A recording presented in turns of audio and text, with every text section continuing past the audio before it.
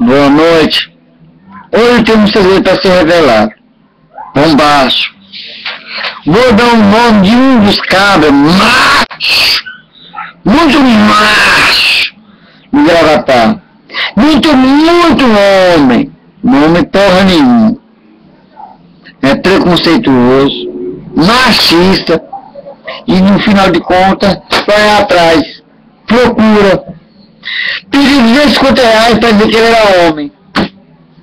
Tem vergonha dessa cara, capo safado. Antes de falar dos outros, olha pra sua cara, seu capo safado. Tem vergonha dessa cara, cachorro.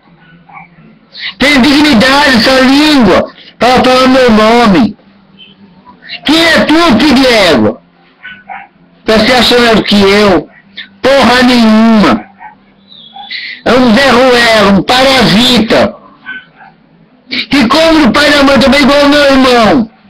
E fala do meu irmão. Quer fala de mim porque eu sou viado e gosto de viado.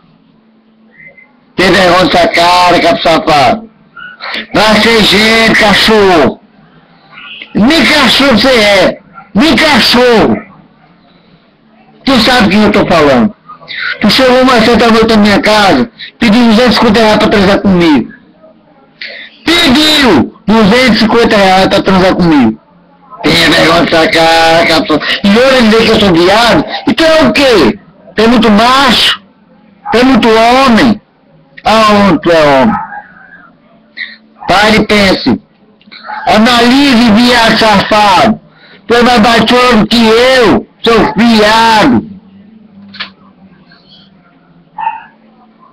Boiola. É o que tu é, seu fulano.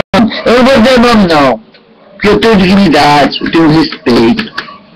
Não você, aos seus filhos e a sua mulher, que não tem obrigação de ter isso. Mas você sabe que é você. E da próxima vez que você usar meu nome, vou dizer o teu nome. Vou dizer sim, viu? Tem certo falando de mim. Que se eu souber, teu nome roda também. Seu viado.